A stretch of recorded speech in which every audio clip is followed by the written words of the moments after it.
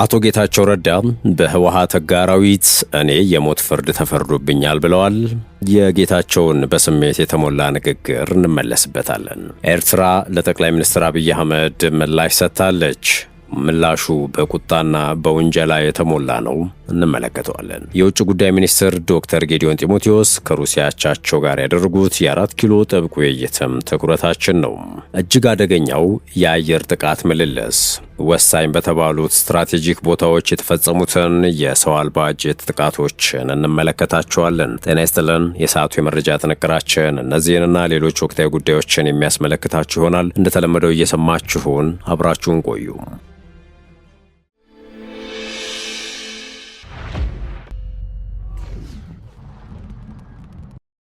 ወደ ቀዳሚው ጉዳያችን አመራን። አቶ ጌታቸው ረዳ በህወሓት አጋራዊት እኔ የሞት ፍርድ ተፈርዶብኛል ብለዋል። የጠቅላይ ሚኒስትሩ የምስራቅ አፍሪካ ጉዳዮች አማካሪ ሚኒስትሩ ይህንን የተናገሩት በአዲስ አበባ በተካሄደው ሰላም ዴሞክራሲና ልማት በትግራይ በሚለው የውይይት መድረክ ላይ ነው። መድረኩ የመገናኛ ብዙሃንና የማህበረሰብ አንቂዎች በክልሉ እውነተኛ ለውጥ ለማምጣት ያላቸውን ሚና የፈተሸ ነበረ። በመድረኩ ላይ የተገኙት የጠቅላይ ሚኒስትር አብይ አህመድ የምስራቅ አፍሪካ ጉዳዮች አማካሪ ጌታቸው ረዳ በሀገሪቱ የተለያዩ አካባቢዎች የሚታዩትን የልማት ስራዎች ከትግራይ ወቅታዊ መስቀልቅል ጋር በማነጻጸር በቁጭት ተናግረዋል። ጌታቸው ህወሓት ሲጀመር ህግ የማውጣት መብት የለውም ብለዋል። ይህ ህግ ምን ያህል የድንቁርና ደረጃ ላይ እንዳሉ ማሳያ ነው ሲሉም አክለዋል። በዚህ ህግ አስገራሚው ነገር በብልጽግና የተሾሙ እድሜ ልክ ይታሰራሉ አሊያም ይረሸናሉ ይላል። በዚህ መሰረት እኔም የዚህ ፍርድ አካል ነኝ ነው ያሉት። ይህ ቡድን ይድናል የሚል እምነት የለኝም በማለት ብቸኛ ተስፋው መወገድ እንደሆነም ወግተዋል። ህወሓት በቀጠለ ቁጥር ለትግራይ ህዝብ ተጨማሪ አደጋ የሚጠራ ነው ያሉት ጌታቸው የሚያበሳጨኝ ነገር ቀደም ብዬ ይህንን ወንጀለኛ ቡድን አለማጋለጤ ነው ብለዋል። ጌታቸው ህወሓት የወንጀል ኢንተርፕራይዝ ነው ሲሉ በመፈረጅ ከሰፈር በተለቀመ ጥይት በሰው ማዕበል ውጊያ አሁንም መንግስት ቀይራለሁ ብሎ የሚያምን ከስህተቱ የማይማር ሲሉ ወንጅለውታል።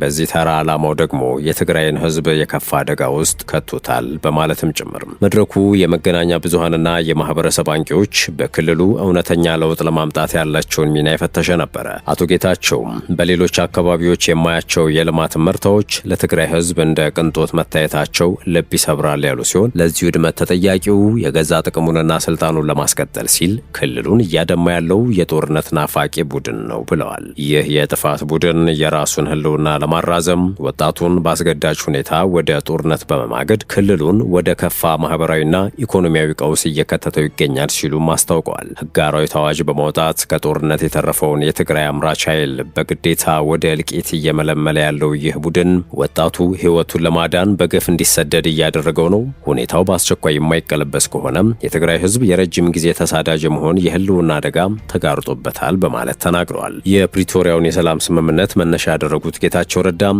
በሀገሪቱ ህገ መንግስት መሰረት ሊኖረው የሚገባው አንድ የሀገር መከላከያ ሰራዊት ብቻ መሆኑን አስታውሰዋል። ከዚህ ውጭ ያሉ ማናቸውም ኢመደበኛ ታጣቂዎች በአስቸኳይ ትጥቅ ፈተውና ተሐድሶ ወስደው ወደ ቀደመ ሰላማዊ ህይወታቸው መመለስ አለባቸው። በትግራይ ምድር ልማትና ዲሞክራሲ እንዲያብብ መጀመሪያ የህልውና ጉዳይ የሆነው ሰላምን ማረጋገጥ ቀዳሚው ተግባር ሊሆን ይገባል ሲሉም አሳስበዋል። ይህንን ለማድረግ ደግሞ መገናኛ ብዙሃንና የማህበረሰብ አንቂዎች ክልሉን ከስልጣን ጥመኞች እጅ ለመታደግ በቁርጠኝነትና በጋራ ሊነሱ ይገባል ነው ያሉት አቶ ጌታቸው ረዳ።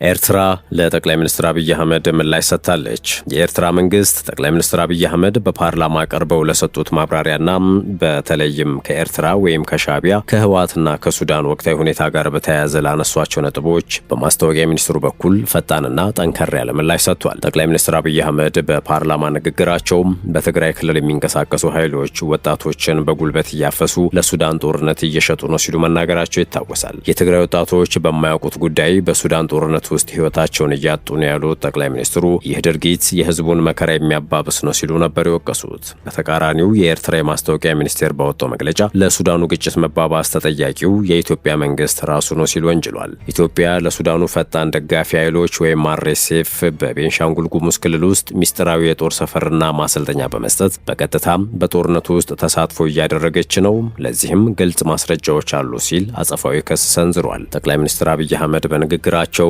የኢትዮጵያ ሉዓላዊነት አደጋ ላይ የሚጥል ማናቸውም አይነት ትንኮሳን ለመመከት መንግስታቸው ዝግጁ መሆኑን ይፋ ማድረጋቸው አይዘነጋም። የኤርትራ መንግስት ታዲያም ኢትዮጵያ የዓለም አቀፍ ሕግጋትንና የቀጠናውን ሀገራት ሉዓላዊነት እየጣሰች ያለችው የባህር በር ባለቤትነት በሚል በምታሳየው የግዛት ማስፋፋት ፍላጎት ነው ብሏል። የኢትዮጵያ መንግስት በአንድ በኩል ጥቃት አድራሽ፣ በሌላ በኩል ደግሞ ተጠቂ ሆኖ የመቅረብ ድራማ እየሰራ ነው ስትልም ኤርትራ ወርፋለች። በጥቅሉ ጠቅላይ ሚኒስትር አብይ አህመድ ለሀገር ውስጥ ፖለቲካ መረጋጋትና ለክልላዊ ውጥረቶች ኤርትራንና ህወሓትን ተጠያቂ ሲያደርጉ፣ የኤርትራ መንግስት ደግሞ በተቃራኒው የኢትዮጵያ መንግስት የሚከተለው ያልተረጋጋና ቀስቃሽ ፖሊሲ ለቀጠናው ሰላም መታወክ ዋና መንስኤ ነው የሚል አቋምን ይዟል።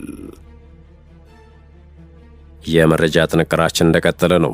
የውጭ ጉዳይ ሚኒስትር ጌዲዮን ጢሞቴዎስ ከሩሲያ አቻቸው ጋር የሁለትዮሽ ትብብርን በማጠናከር ጉዳዮች ላይ ተወያይተዋል። የኢትዮጵያ የውጭ ጉዳይ ሚኒስትር ዶክተር ጌዲዮን ጢሞቴዎስ በኢትዮጵያ ይፋዊ የሥራ ጉብኝት በማድረግ ላይ ከሚገኙት የሩሲያ የውጭ ጉዳይ ሚኒስትር ሰርጌይ ላቭሮቭ ጋር በሁለቱ ሀገራት መካከል ያለውን የሁለትዮሽ ግንኙነት በማጠናከር እንዲሁም በቀጠናዊና ዓለም አቀፋዊ ጉዳዮች ላይ ትብብርን በማሳደግ ዙሪያ መወያየታቸውን የውጭ ጉዳይ ሚኒስቴር አስታውቋል። ትላንት ከሰዓት በኋላ በአዲስ አበባ በተካሄደው በዚህ ውይይት ላይ ዶክተር ጌዲዮን የኢትዮጵያና ሩሲያ ወዳጅነት ዘመናትን የተሻገረ መሆኑን ገልጸዋል። ይህም ታሪካዊ ቁርኝት ለሁለቱ ሀገራት የሁለትዮሽ ግንኙነት ጠንካራ መሰረት መሆኑን ቀጥሏል ብለዋል። ሚኒስቴሩም ሁለቱ የውጭ ጉዳይ ሚኒስትሮች የጋራ ትኩረት በሆኑ ቀጠናዊና ዓለም አቀፋዊ ክስተቶች ዙሪያ ሀሳብ የተለዋወጡ ሲሆን ለረጅም ጊዜ ከዘለቀው የፖለቲካና የዲፕሎማሲ ግንኙነታቸው ባሻገር ትብብራቸውን ይበልጥ ማሳደግ በሚቻልባቸው መንገዶች ላይ መክረዋል ብሏል። ውይይቱም በንግድ በኢንቨስትመንትና በቴክኖሎጂ ሽግግር መስኮች ላይ የጋራ ተሳትፎን የበለጠ በማጠናከር ዙሪያ መምከራቸውም ተነግሯል። ሁለቱም ወገኖች የምጣኔ ሀብት ትስስራቸውን ይበልጥ ማጠናከር የሚያስችሉ ዕድሎችን ማሰሳቸውም ነው የተገለጸው። በተጨማሪም ሚኒስትሮቹ ብሪክስን ጨምሮ በባለብዙ ወገን የዲፕሎማሲ መድረኮች ላይ ይበልጥ ተቀራርቦ የመስራትን አስፈላጊነት በአጽንኦት ገልጸዋል። የጋራ ጥቅም ባላቸው ጉዳዮች ላይ ትብብር ለማጠናከር ያላቸውን ቁርጠኝነትም በድጋሚ አረጋግጠዋል።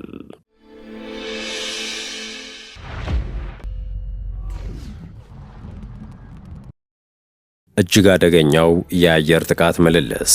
ኢራን አሜሪካ ላካሄደችው ጥቃት የአጸፋ ምላሽ ለመስጠት በባህሬንና በኩዌት በሚገኙ የአሜሪካ የጦር ሰፈሮች ላይ ጥቃት መፈጸሟን አስታውቃለች። አሜሪካም በሆርሙዝ ሰርጥ በንግድ መርከቦች ላይ የተሰነዘረውን ጥቃት ተከትሎ በኢራን ወታደራዊ መሰረተ ልማቶች ላይ መጠነ ሰፊ ጥቃት ማድረሷን መግለጿን ተከትሎ ኢራን በባህሬንና በኩዌት በሚገኘው የአሜሪካ ወታደራዊ ተቋማት ላይ የሚሳኤልና የድሮን ጥቃቶችን መፈጸሟን ይፋ ያደረገችው የኢራን እስላማዊ አብዮት ዘብ ኃይል በባህሬን የሚገኘውን የአሜሪካ አምስተኛ የጦር መርከቦች ዋና መስሪያ ቤትና በኩዌት የሚገኘውን አሊ አልሳሌም የአየር ኃይል ሰፈርን ጨምሮ በርካታ የአሜሪካ ወታደራዊ ይዞታዎችን መምታቱን አስታውቋል ሲል አልጀዚራ ዘግቧል። ድርጅቱ አክሎም በደቡብ ኢራን ሰማይ ላይ የአሜሪካ MQ-9 የተባለችው ድሮንን መቶ መጣሉን ይፋ አድርጓል። ይህ የአጸፋ እርምጃ የመጣው የአሜሪካ ማዕከላዊ እዝ ወይም ሴንትኮም በበርካታ የኢራን ወታደራዊ ኢላማዎች ላይ ጥቃት መፈጸሙን ካስታወቀ ከሰዓታት በኋላ ነው። አሜሪካ ጥቃት የተሰነዘረችው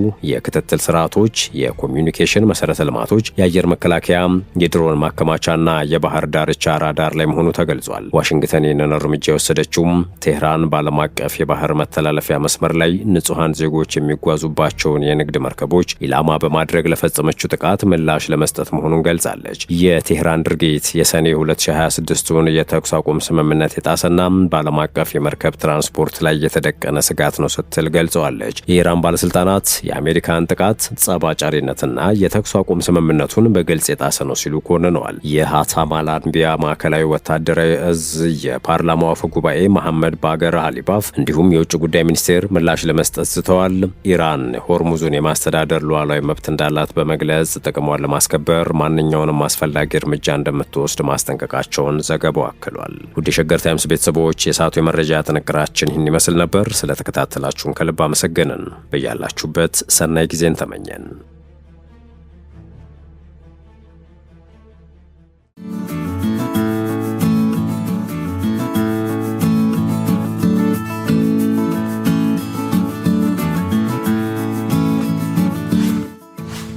ሸገር ታይምስ ሚዲያን ሰብስክራይብ በማድረግና ደወሉን በመጫን ይከተሉን።